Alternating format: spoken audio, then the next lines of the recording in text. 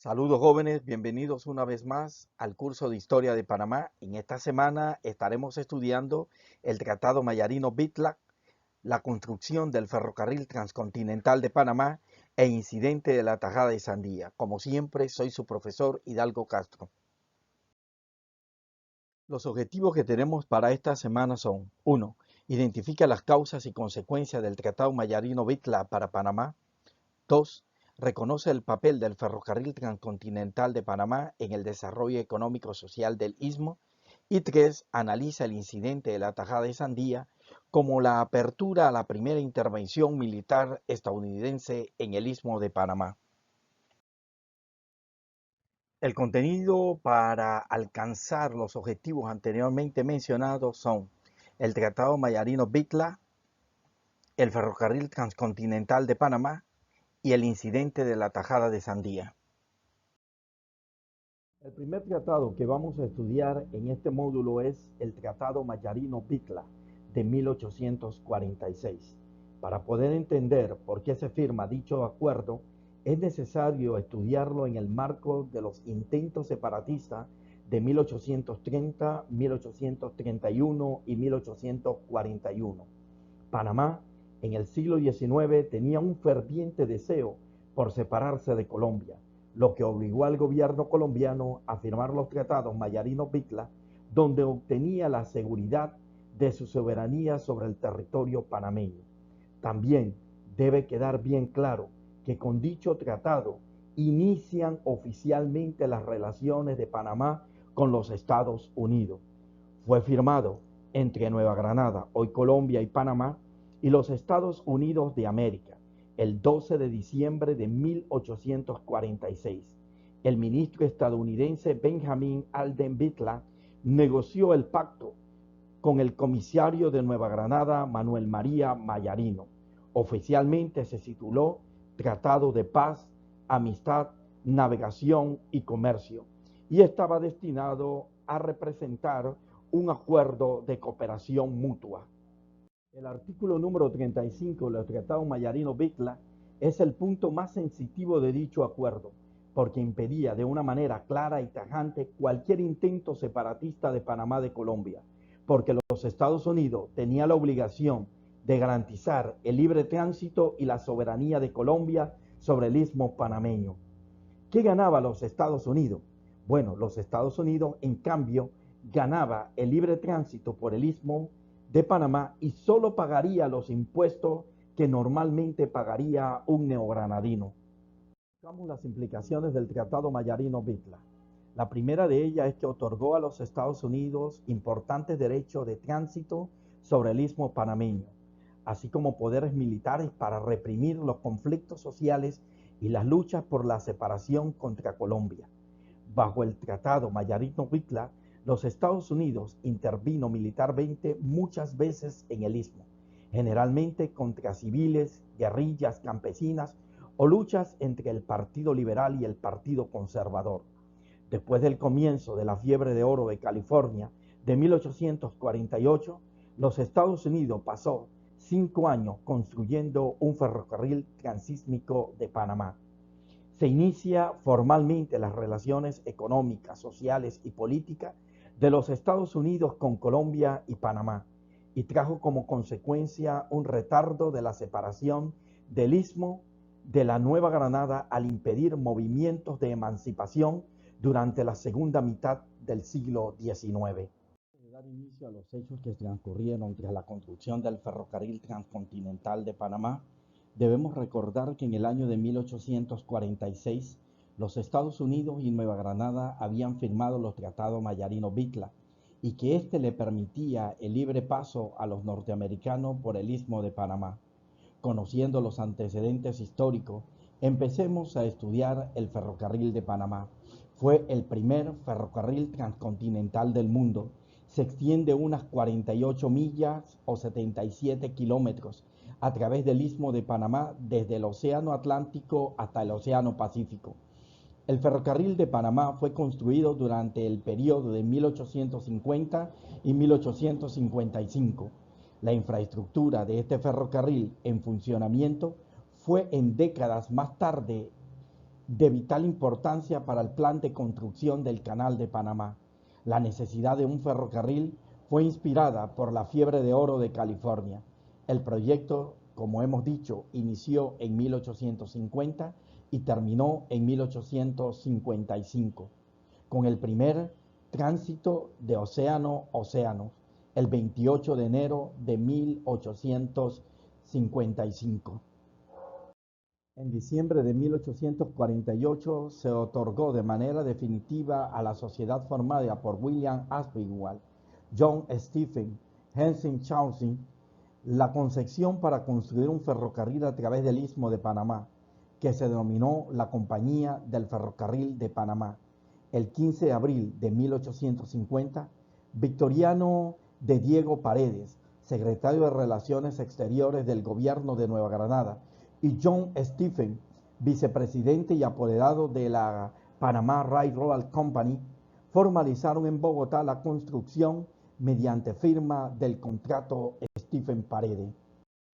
Luego de cuidadosas exploraciones sobre el terreno, se estableció como punto terminal de la vía férrea la isla de Manzanillo, Colón, en el Caribe, que en aquella época la ciudad de Colón se conocía con el nombre de Aspinwall, y en la ciudad de Panamá, en el Pacífico.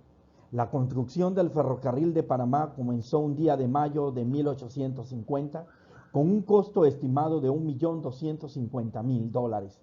Sin embargo, costaría 7 veces más, es decir, unos 7 millones de dólares, cuando sin ceremonia especial alguna, dos norteamericanos, acompañados por un número reducido de panameños, empezaron, hachas en manos, a hacer caer bajo sus golpes manglares y palmas de coco en la isla de Manzanillo.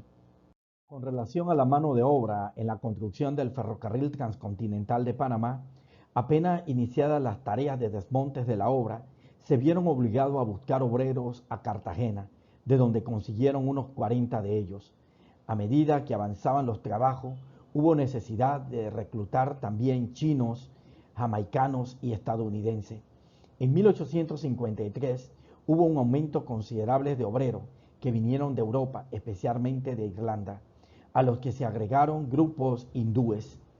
Nunca parecían suficientes, pues a través de los años que duró la construcción, las cuadrillas de obreros tenían que relevarse constantemente. Para concluir con el tema del ferrocarril de Panamá, podemos decir que las condiciones de trabajo, el clima, la insalubridad ambiental eran tan malas que se produjeron continuas deserciones. Tanto fue la cantidad de enfermos y muertos, principalmente por la llamada fiebre del Chagre, malaria o fiebre amarilla.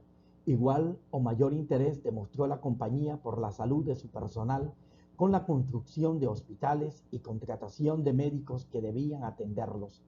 El primer hospital que se construyó a principios de 1851 se hizo bajo la dirección del doctor J. A. Totten. Al concluir los trabajos a medianoche del 27 de enero de 1855, se convirtió en el primer ferrocarril transcontinental y el más caro del mundo. Un viaje de ida de 80 kilómetros costaba $25 oro. Para concluir con el módulo de esta semana, estudiaremos el incidente de la tajada de sandía. Pero nuevamente es necesario recordar el artículo número 35 de los tratados Mayarino-Bigla que permitía el intervencionismo norteamericano en el territorio nacional. Y el Gold Roll y Silver Roll, una serie o especie de segregación racial que los norteamericanos impusieron en el territorio. Este evento histórico acaeció en la ciudad de Panamá, en las inmediaciones próximas a la estación del ferrocarril, lugar conocido como el barrio de la Ciénaga, hoy Mercado del Marisco, muy próximo a la playa Peña Prieta, área que forma parte de la bahía de Panamá, conocida como Avenida Balboa y actualmente como la Cinta Costera. Los hechos se originaron a raíz del enfrentamiento físico entre el panameño José Manuel Luna, vendedor de frutas, y el norteamericano Jack Oliver, quien tomó una tajada de sandía que consumió y no quiso pagar. El costo de la tajada era simplemente 5 centavos. Aún más, ante el insistente reclamo del frutero, el yanqui lo insultó y sacó amenazante un revólver. Luna se le enfrentó con un puñal. Entonces, otro compañero de Oliver, para evitar el problema, pagó el real, valor de la tajada de sandía. Luego dio por terminado el problema y dio la vuelta. Pero un peruano presente, de nombre Miguel Abraham, se abalanzó sobre Oliver, le arrebató el revólver y se echó a correr. Algunos individuos que presenciaban la escena viendo al peruano perseguido por el yanqui se interpusieron agresivos en defensa de Abraham. Se inició una lucha entre norteamericanos y latinos, mientras los primeros eran reforzados por otros pasajeros de un tren cargado de inmigrantes que llegaba de Colón en esos momentos. El pueblo panameño hacía causa común con sus paisanos, tomando parte en lo que prontamente se transformó en una verdadera batalla campal. Quiero dejar bien claro que el problema aquí no es el real. Podemos decir que es la gota que derramó el vaso. Era la discriminación racial que experimentaban los panameños en su propio territorio. Se burlaban de sus tradiciones y de sus creencias. Obviamente, ante el poco pago del real hacia José Manuel Luna, motivó una reyerta y, como diríamos así, colmando la paciencia de los panameños hasta el punto de llegarse a convertir en una verdadera batalla campal.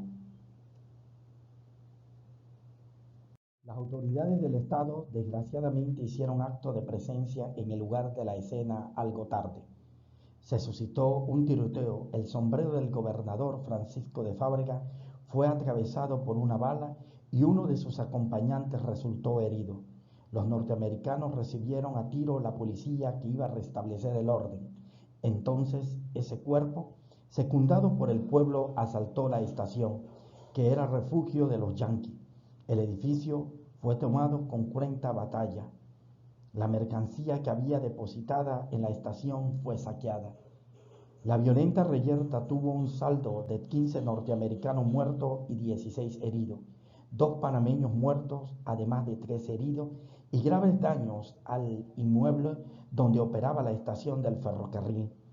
En la trifulca se utilizaron armas blancas, armas de fuego y todo tipo de objetos contundentes. De esta manera concluimos el módulo de esta semana. Saludos y bendiciones.